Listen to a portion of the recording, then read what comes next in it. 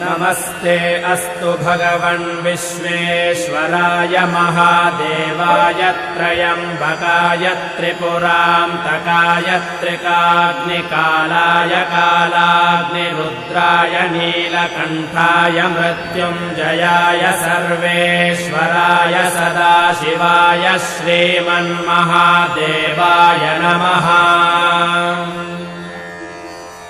नमो हिरण्यबाहवे सेनान्ये दिशां च पतये नमो नमो वृक्षेभ्यो हरिकेशेभ्यः पशूनां पतये नमो नमः सस्पिञ्जराय द्विषीमते पथीनां पतये नमो नमो बभ्रुषाय विव्याधिनेन्नानां